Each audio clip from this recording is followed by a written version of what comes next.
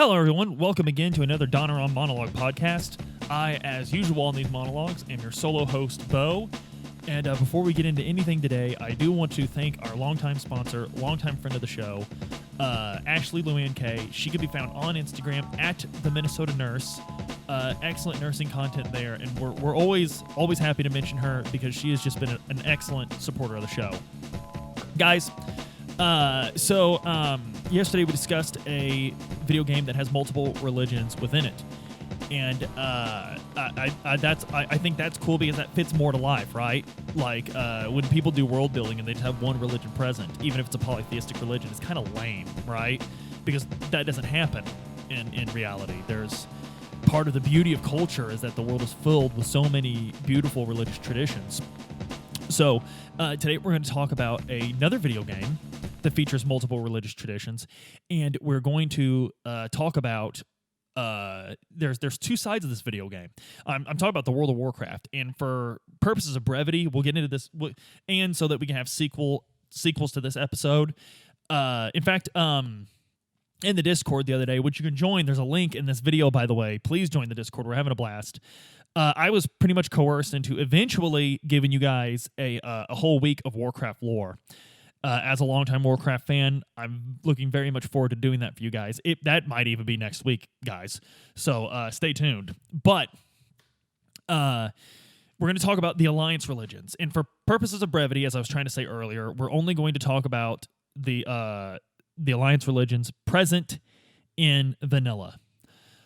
So in vanilla, the Grand Alliance, was made up of pretty much who was in it in Warcraft 3, the Dwarves, Gnomes, and Humans, sans the High Elves, who in Warcraft 3 became the Blood Elves and retreated to Outland with their Prince Kael'thas. We'll find out more about the Blood Elves, who will join the Horde when they return in the Burning Crusade, which Blizzard, please, the Burning Crusade Classic, make up for the sin that is Overwatch. Make up for the sin of abandoning StarCraft 2. Make up for the sin of what you turned BFA into, and please ignore Activision just this once and give us the Burning Crusade Classic, because I know those villains are behind you stalling its release. So, and of course, the Night Elves joined at the end of Warcraft 3 into the Grand Alliance. So there's a lot of confusion on the races in Warcraft. I've had to explain this to Adam a couple of times. So before we get into the religions, let's explain this. When we say trolls are a member of the Horde, we don't mean all trolls. This is why you will fight other trolls even if you're a Horde member. The Darkspear tribe is specifically the tribe of trolls that joined Thrall's Horde in Warcraft 3, and those are the ones that you will specifically be playing in World of Warcraft. The Ironforge Dwarves are the dwarves that joined the Grand Alliance. The Dark Iron Dwarves won't join the Alliance until the patch that allowed allied races in the very, very tail end of Legion at the beginning of Battle for Azeroth. So you're specifically playing Ironforge Dwarves every time you make a normal dwarf in World of Warcraft. So there's some confusion there. So just because a race is a member of, for instance, the goblins that were introduced in Cataclysm, those are the Bilgewater Cartel goblins, and the Worgen that joined or the Alliance are the Gilnean, blah, blah, blah, blah, blah. This explains the confusion people seem to have when they fight NPCs of the same race. There's different tribes, different cultures. Warcraft is pretty deep, guys. So speaking of how deep it is, let's talk about the religions. And I find it interesting that at one point fans nicknamed Chris Metzen Green Jesus, because Chris Metzen was of course the official voice of Thrall. I believe he returned to do Thrall for those cinematics that they did, even after he retired from Blizzard. The cinematics for BFA, of course, where Thrall comes back. Which now that I remember that, I wonder if having Thrall come back in those later patches was Blizzard trying to be like, Chris, come fix this. Like, can you please join back? I'm joking. Metzen still supports his friends at Blizzard in all their creative endeavors, and despite my opinion of it, there are people that still enjoy this, so far be it from me. But Chris Metzen doesn't like to be called Green Jesus. On Twitter, he's very vehement. He's like, hey, while I don't necessarily go around, pushing religion on people, I also feel like we shouldn't disrespect people's religions either. And if someone would be upset seeing me being called Green Jesus, I don't want to be seen as accepting that, because I don't want to alienate my fans based on that, which, first off, super cool, dude. That is super cool.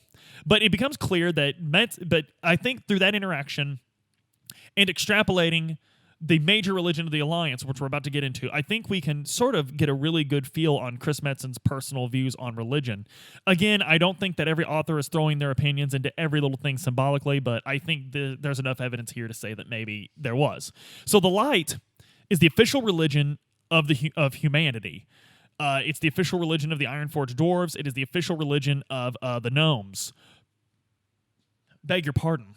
And every member of the priest class and paladin class is a follower of the light. Now, the horde races that can be priests, this is a bit different. We'll get into that on tomorrow's episode, Religions of the Horde. But on the Alliance, if you're a priest, well, except for night elves can be priests, and they worship a loon, which we'll get into later on the show. But the Holy Light is kind of neat because the church is structured like the Catholic Church. There's cathedrals, there's priests, there's bishops, there's things of that nature, and it looks very like the cathedral section of Stormwind, the human starting area, Northshire Abbey. This is all there's friars and stuff like this. Is all very medieval Catholic. I almost crossed my arms. I caught myself doing it. I didn't complete the cross, Adam. I didn't. It didn't go all the way through.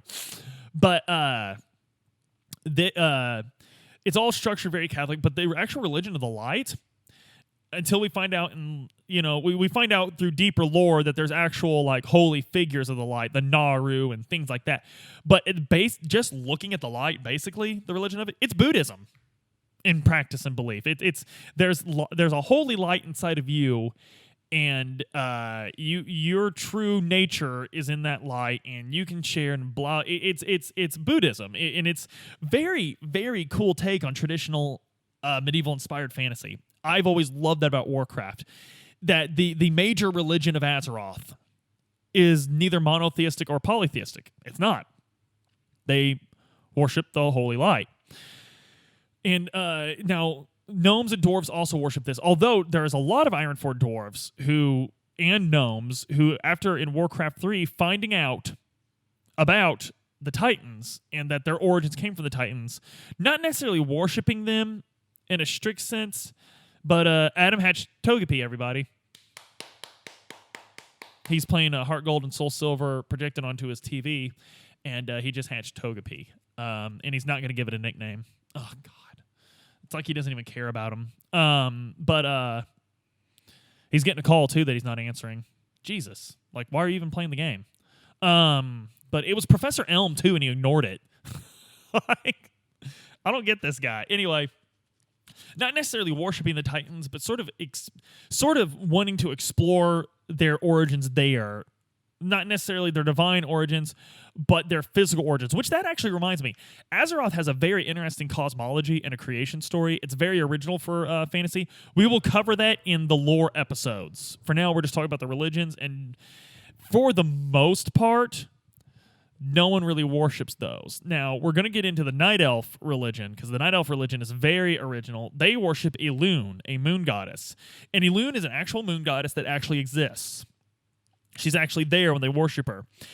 And she's all about nature and stuff. And there's these demigods in nature, Cenarius, and the dragons. We'll get more into the dragons in the lore episodes, but the dragons play prominently in the religions of Azeroth too, because they were prominent in shaping Azeroth. And we find out a lot about them in Wrath of the Lich King, when we find out about the Wyrmrest Accord and all of that. But for now, let's keep talking about the religions. And so you have all Night Elf priests are actually priests of Elune, and I believe lore-wise they were all priestesses in Warcraft 3.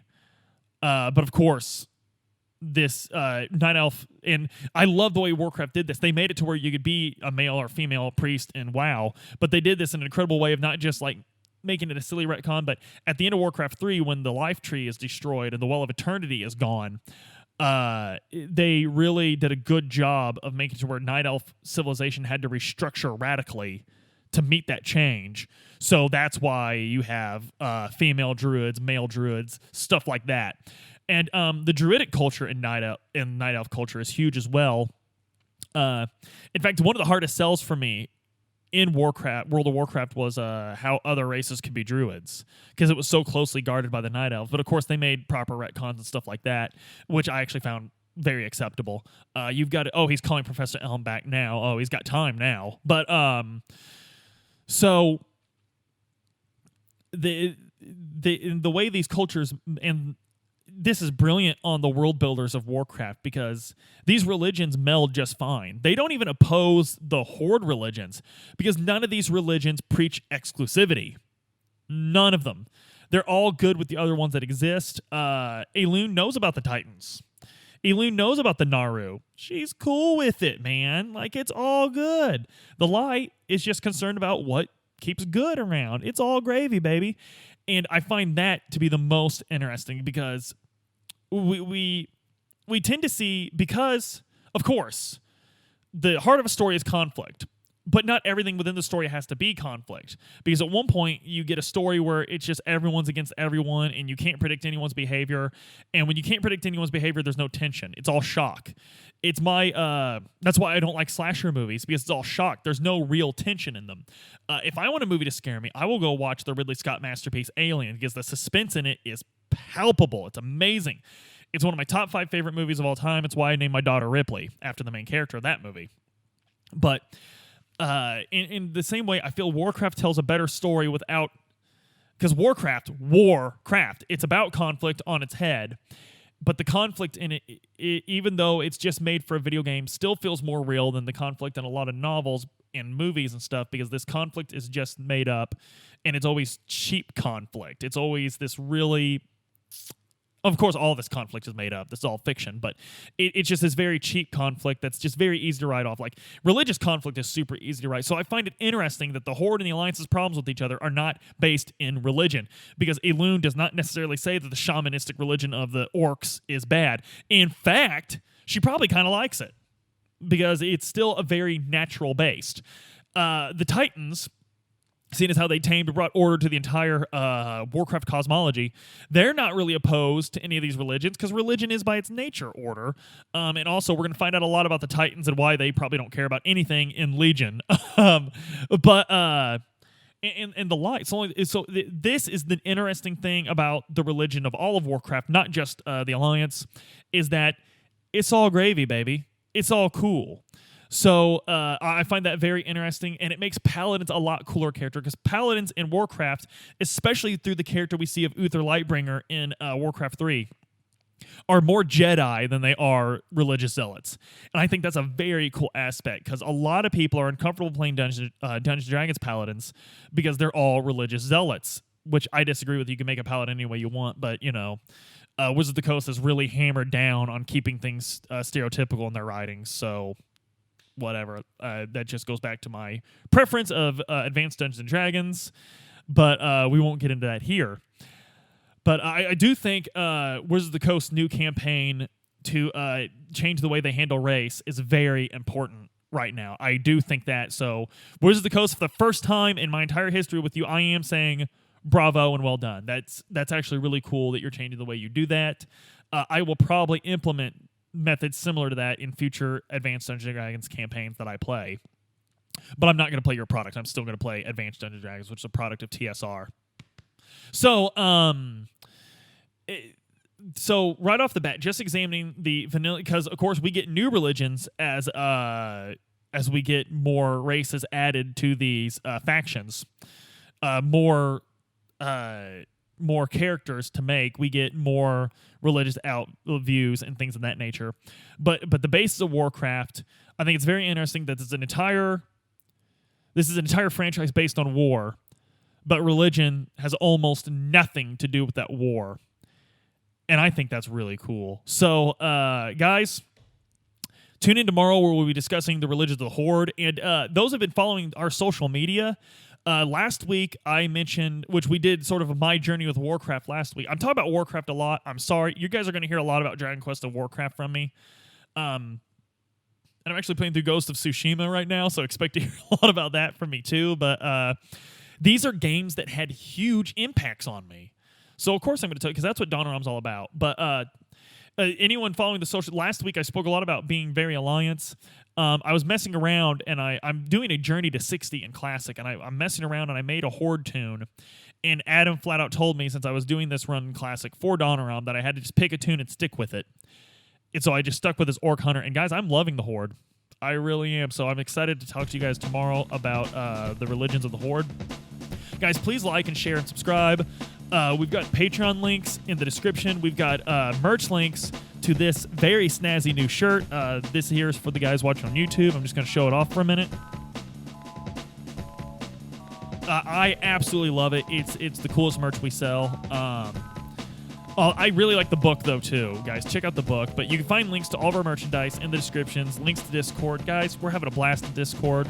In fact, you can literally watch me plan next week's monologues because it's guys telling me what to cover and stuff in the videos. It's really neat. I'm getting requests directly from people.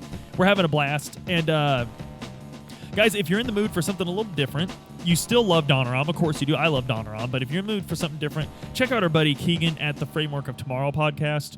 Great guy. Super sharp young man. Very smart. He does a really cool podcast about how the present, the past, and the future interact with each other, historically speaking. So, guys, check him out, please. And until next time, I can't wait to see you all tomorrow.